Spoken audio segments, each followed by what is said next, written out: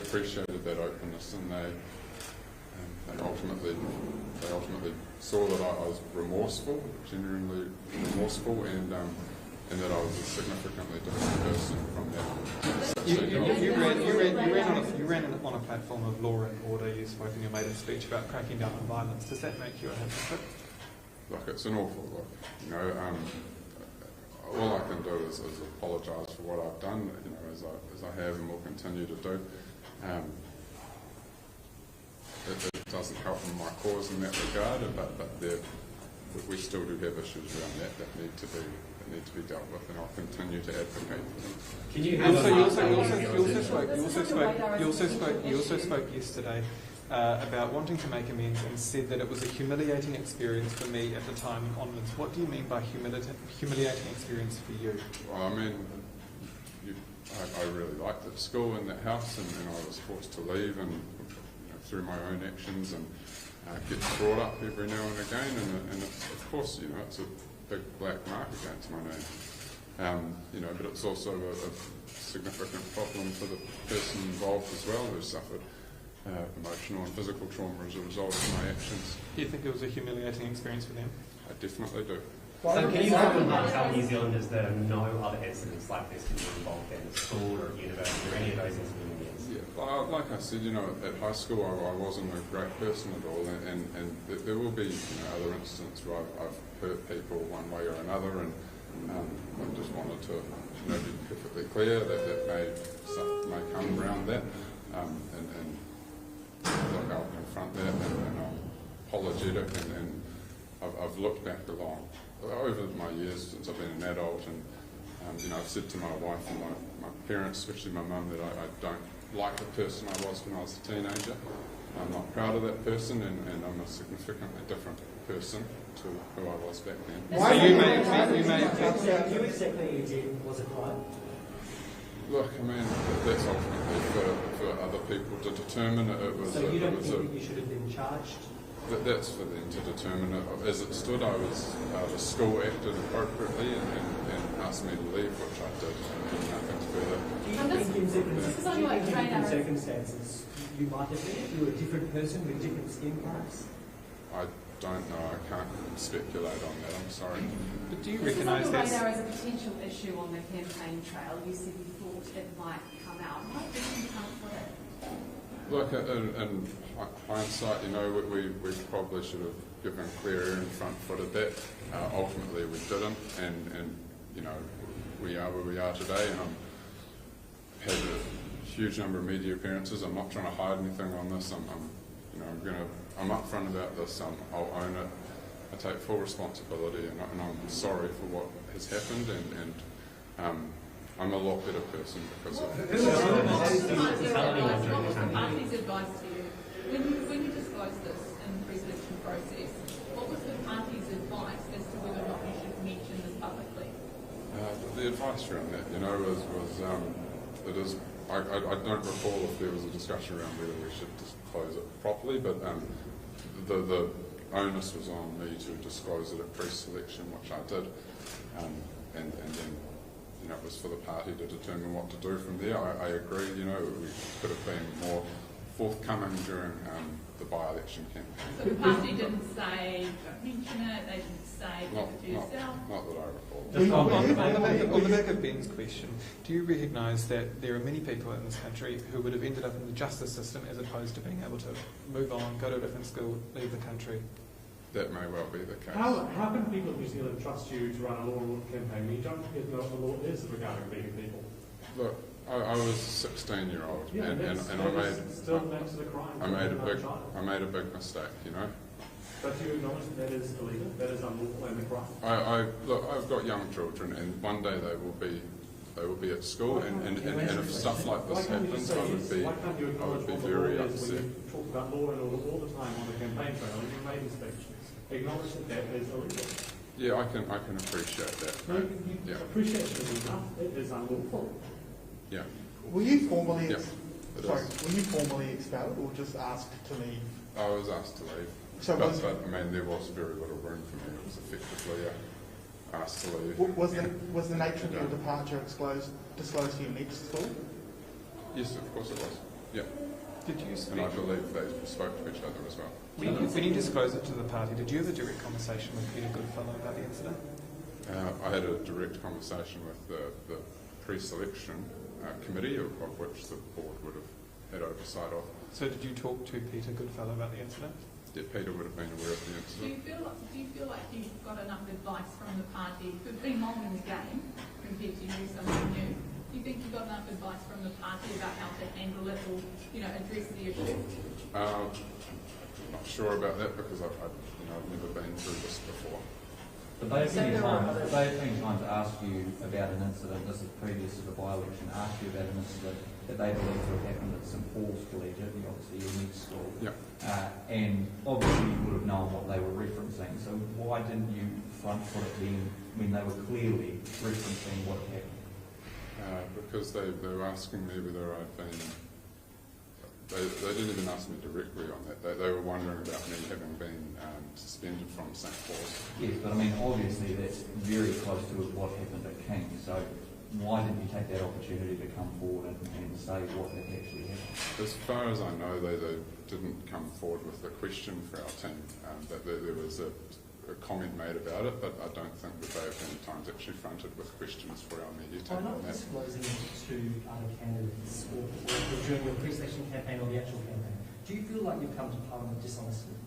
Look, I fulfilled all my obligations to the party in that I declared it. I was very open in pre-selection around what I had to declare, and I give a full verbal, written and verbal statement on this issue. Do you think So that you've got do you little think the officers voter in should the have had this information provided to them?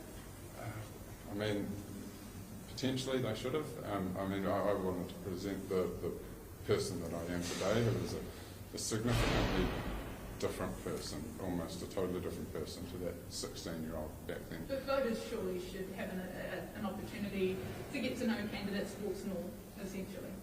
Yeah, sure, I can appreciate that as well. So you think that they should have been aware of that?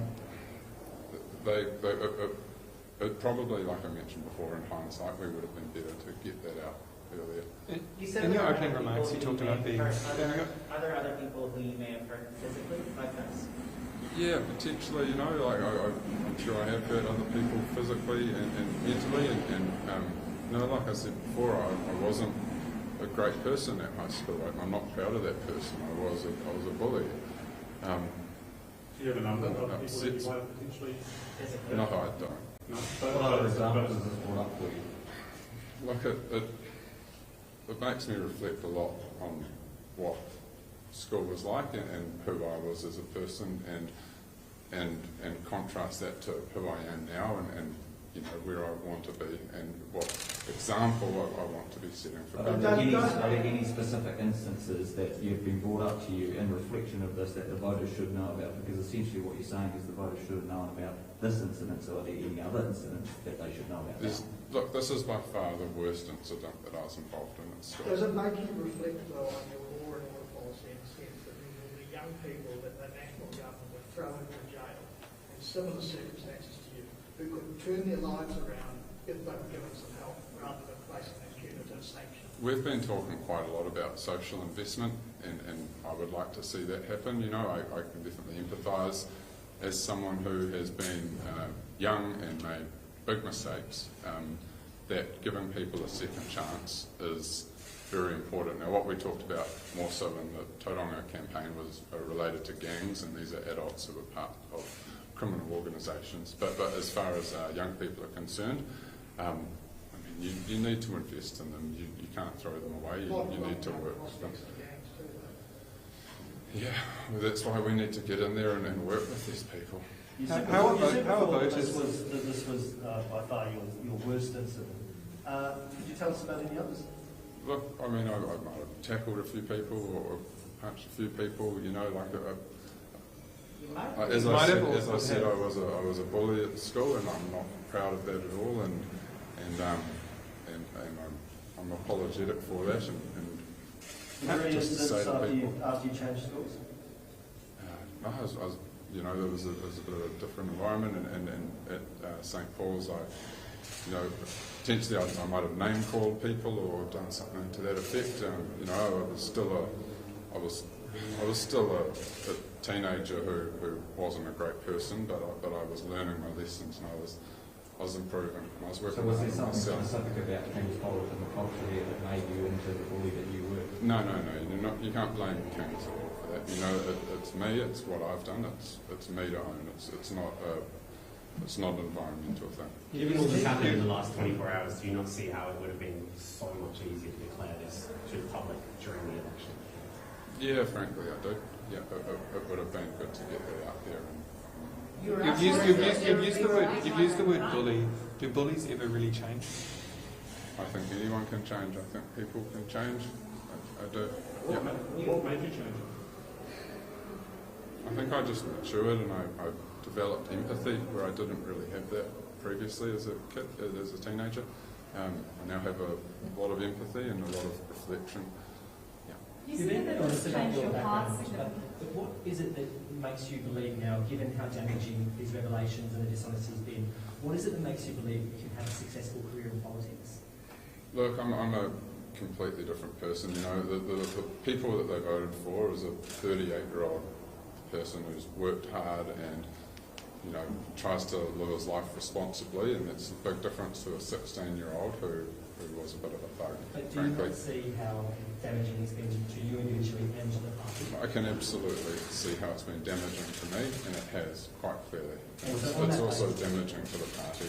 And on that basis, will you reconsider your future, or have you drawn a line under it now and you're going to continue? Look, I really want to stay on as a member of Parliament for Tauranga.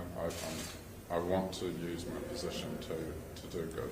You were asked during the election campaign what was your biggest regret, and you said it was that you haven't come back to New Zealand sooner. Yeah. Was that really your biggest regret?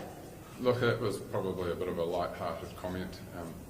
In reflection, I didn't at the time. I thought, is this the best, platform to be having that discussion? It was sensitive for other people involved as well, so it was probably a bit more. Do you have even more compromise than that in that sense? Do you have even a rough idea of the number of people that you might have tackled or punched in your past? If you can't remember the exact number, just a rough number. Oh no, I don't have a number on that. Boarding schools were boarding schools, and people push each other around a bit. That doesn't take away from anything at all. There are so many people that you might have tackled or might have punched that you can't even remember the number.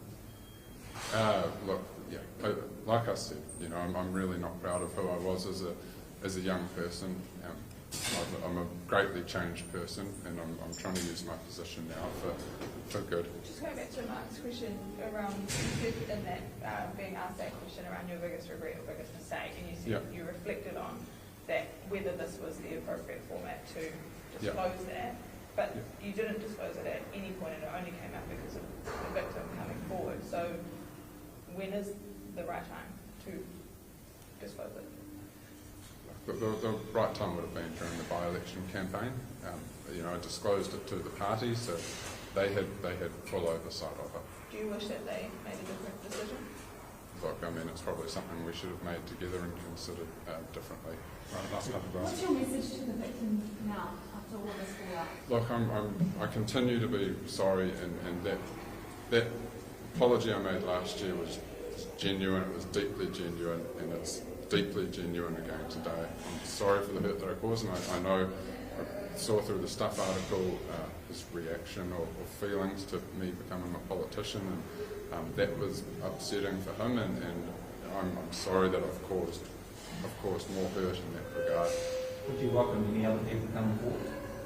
Look, people are welcome to come forward if they want. And as I've said, to other people I might have heard, I am sincerely apologetic. I'm ashamed of that person I was when I was younger, and I'm trying hard to atone and be a responsible person that leads a good life and sets a good example for other people. Did you have your eye on Tom Muller's seat after he resigned in June of last year? Well, after he said that he was going to retire in June of last year? Well, it took me a while to even go to this one.